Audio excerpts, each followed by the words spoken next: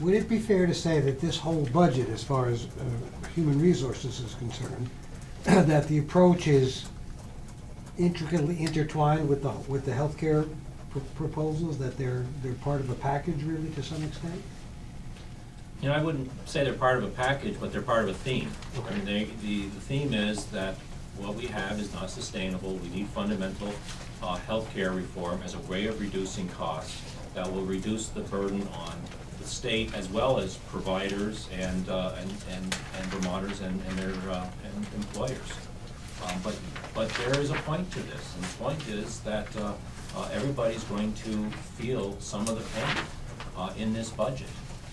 You know, I think a number of providers have felt squeezed in the past, but if you look at healthcare costs in this state, they've been going up most recently at 6%, a few years ago 8, 9, 10%, when inflation was a fraction of that. This is a year where the state cannot participate in paying for that kind of increase. Aren't you just exacerbating the cost shift for people who got the private health insurance? Not necessarily. It depends how the providers respond to this. I mean, if you look at what the Secretary Spaulding was talking about earlier in terms of what state employees have done, you know, there have been cuts in the workforce. There's a temporary freeze on vacant positions right now. Everybody's had state agency department budgets have been cut back multiple times. You know what we're really asking people to do. And by the way, we are asking the designated agencies, the mental health agencies, that they, through either absorbing caseload or taking some reductions, are essentially being asked to provide quality services with a 5% reduction. You know, the state treasurer's office took another 6% reduction this coming year, and we're not planning to cut back services. We're planning to look for ways to continue to provide services to Vermonters within the constraints of the funds we have available. And we're asking a lot of people to do that. Bob, we don't control it. We can't tell them what to do with their budgets, whether they're going to cost shift or whether they're going to try to absorb these sorts of reductions. But our hope is that we can work with them. I mean, as Jeb just mentioned, the mental health centers, or community mental health centers, are going to be taking a 5% reduction on the mental health side and essentially a 5% reduction on the disability services side by asking them to absorb projected increases in their caseloads. We've sat down with them, and the governor sat down with the hospitals. I sat down with the Commissioner of Mental Health and Commissioner of Disabilities, Aging, and Independent Living, and we've already met with those designated agencies, community mental health centers. We are trying to engage these folks in a process where we can work together. We asked them what we could do on their behalf to help them reduce costs. With the designated agencies, we talked about health information technology, some of the federal money that's out there. We're trying to work in a cooperative way with all providers of all healthcare services in this state to find things that we can do together.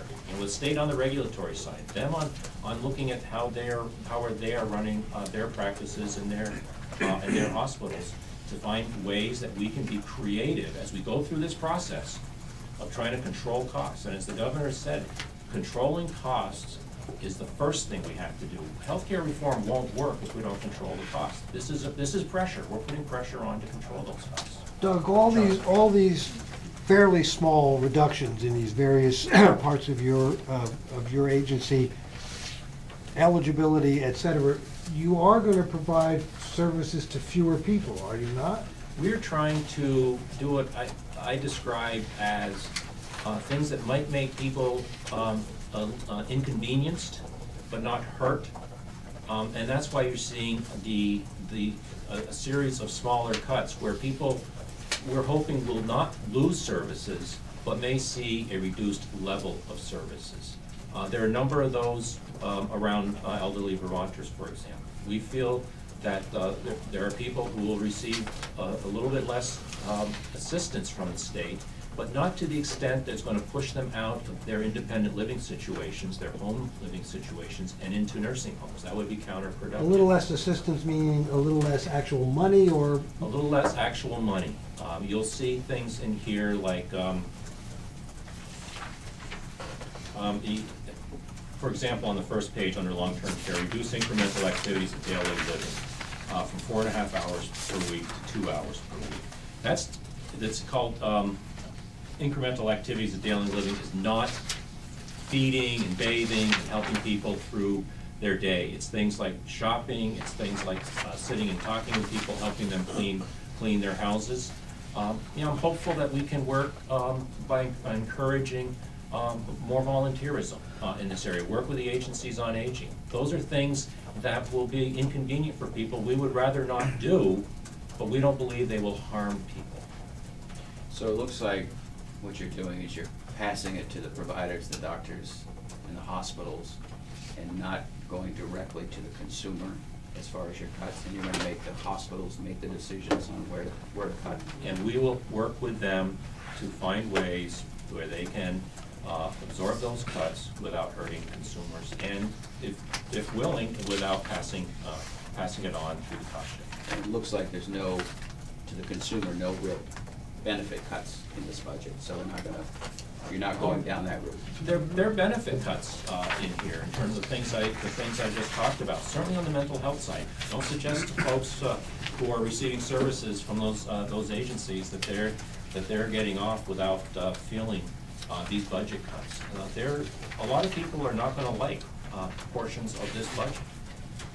What we're trying to do is work in those areas with those providers who have seen pretty large, sizable increases in recent years, and say, welcome to the difficult task of trying to control costs throughout a very expensive healthcare system. So listen, it's 5 minutes to 12 now, and we're gonna have, like, I'm gonna have to go in about 5 minutes. I just wanted to just sort of point out that I think everybody got the two-page handout on the AHS. It's sort of broken down in pieces, you know, reductions, in enhanced revenues, and some carry forward kinds of things. And so you can kind of read yourself through what the big ones are there. I think we've kind of hit on most of the big ones. I think the other one I would highlight is corrections, and I think you talked about. Yes, of course, please do. We did talk about corrections. You know, the governor's been very clear that we need to reduce the cost of corrections. He says, you know, where's the money in human services? It's healthcare and it's corrections. We are going to be very aggressive in continuing programs that frankly have been underway for a while to reduce number of nonviolent offenders in our prisons.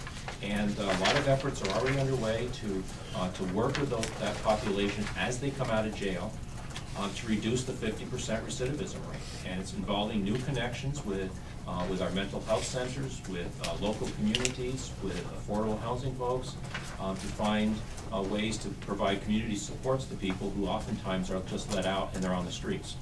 And if we can reduce that recidivism rate, we can reduce our corrections costs significantly. And there are other initiatives there. There's a switching of the populations in St. Albans and Chittenden Correctional Center. The women will be coming down to Chittenden, and the men there, and some out-of-state prisoners who are out-of-state will be going to St. Albans. How many inmates are coming back from out-of-state? We think we have an underutilization of beds in Northwest of about 60. Yeah. We would bring 20 back from out of state in that particular proposal. And 40 of those beds we would lease, for lack of better words, to the federal government. But we do have, over and beyond that, some other initiatives in the corrections budget to bring people in from out of state, such as adding some beds at Caledonia, and also somewhat repurposing a little bit the Windsor facility. So, and I don't have those exact numbers, but I think we can get them to you. And just, Jim, can you remind us what's the in-state cost and the out-of-state cost per inmate? The in-state cost is, I don't have the exact numbers. The in-state cost is 52,000. 54,000. The out-of-state cost. The average is 45. Yeah, but that's not really. But I don't. We can know find out and get back to you on exactly. what the out-of-state cost is. And is the goal to bring them all back? Because that was mentioned in the No. campaign. Not in the first Not in the year, first year. over time. But it's more expensive, isn't it, to bring them in? Well, it may not be, because if you only use your bed space for those that should indeed be incarcerated, then you serve others in the community, giving them the appropriate services they need to re-enter their communities, then it actually does become cheaper. A lot of the reason, some of the reason we have beds filled in out of state is because we have individuals incarcerated in state that really shouldn't be incarcerated. Let me just ask you a philosophical question. You're coming out of a very bad recession, some say the worst since the Great Depression. You're asking healthcare providers, people in the healthcare agency, mental health people, elderly people who have companion services, making all those cuts that you talked about. There are going to be some human service advocates who are going to say, what about the rainy day fund? If it's not raining now, when is it ever going to be thought of as raining? Wouldn't that, how do you respond to them in saying, you should tap into some of those rainy day funds at this time? Two things. One, we are utilizing some one-time funds here, step down from the feds. So, we